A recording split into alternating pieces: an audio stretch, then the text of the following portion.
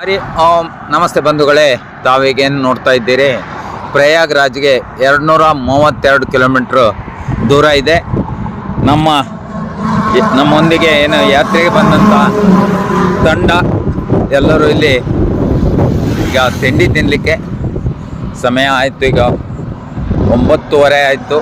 ಎಲ್ಲೂ ಒಂದು ಸರಿಯಾದ ಹೋಟೆಲ್ ವ್ಯವಸ್ಥೆ ಇಲ್ಲ. ಹಾಗಾಗಿ ಒಂದು ಚಿಕ್ಕ ಹೋಟೆಲ್ ಸಿಕ್ಕಿದೆ, ಅದರಲ್ಲೇ ಈಗ ತಿಂಡಿಯನ್ನು ತಿಂದ್ಕೊಂಡು ಹೊರಡಬೇಕು. 4ನೇ ತಾರೀಕು ಸಂಜೆ ನಾವು 8 ಗಂಟೆಗೆ ಶ್ರೀ ದಂಡಿನಾಥ ದುರ್ಗಾ ದೇವಸ್ಥಾನದಿಂದ ಪೂಜೆಯನ್ನು ಮುಗಿಸಿ ಹೊರಟಿದ್ದರು. ಈಗ ನಮ್ಮ ತಂಡದ 35 ಜನ ಪ್ರಯಾಗ್ರಾಜ್ಗೆ ಇನ್ನೇನು 232 ಕಿಲೋಮೀಟ್ರ್ ಬಾಕಿ ಇದೆ. ಈಗ ಸಮಯ 9:35. ಇನ್ನೂ ನಮ್ಮದು ತಿಂಡಿ ಆಗಲಿಲ್ಲ. ಎಲ್ಲೇ ಈ ಭಾಗದಲ್ಲಿ ಏನು ಹೈವೇ ಪಕ್ಕದಲ್ಲಿ ಎಲ್ಲೂ ಸರಿಯಾಗಿ ಹೋಟೆಲ್ ವ್ಯವಸ್ಥೆ ಇಲ್ಲ.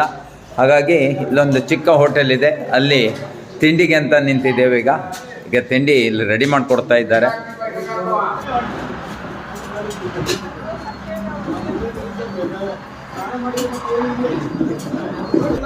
ಖಾಲಿ ಈಗ ತಾನೇ ತಿಂಡಿ ರೆಡಿ ಮಾಡ್ತಾ ಇದ್ದಾರೆ. ಅವಲಕ್ಕಿ ರೆಡಿ ಮಾಡ್ತಾ ಇದ್ದಾರೆ. ರಮೇಶ್, ಏನು ಹೇಳ್ತೀರಿ? ಕೇವಲ 232 ಕಿಲೋಮೀಟ್ರ್ ಬಾಕಿ ಇದೆ ಪ್ರಯಾಗ್ರಾಜ್ಗೆ. ಇದು ಏನು ಮಾಡೋ ಯಾತ್ರಿಕರಿಗೆ ಇನ್ನೂ ಹೆಚ್ಚಿನ ಒಂದು ಅನುಕೂಲ ಆಗ್ತಿದೆ.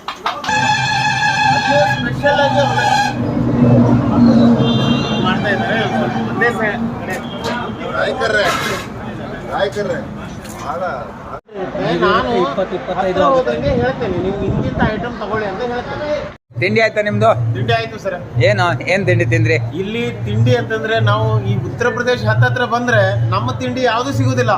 ಅವಲಕ್ಕಿ, ಸಮೋಸ, ಕಚೋರಿ ಇಂಥದನ್ನೇ ತಿನ್ಬೇಕು. ಈಗ ನಾನು ಈಗ ಅವಲಕ್ಕಿನೇ ತಿಂದೆ. ಬೇಕು ಇದೇ ಬೇಕು ಅನ್ನೋಂಗೆ ಇಲ್ಲ ಸರ್. ಏನ್ ಸಿಗತ್ತೆ ತಿನ್ನೋದು. ಅವಲಕ್ಕಿ ಚೆನ್ನಾಗಿತ್ತು, ಓಕೆ ತಗೊಳ್ಬೋದು, ತಿನ್ಬಹುದು. ಚೆನ್ನಾಗಿತ್ತು ಅವಲಕ್ಕಿ.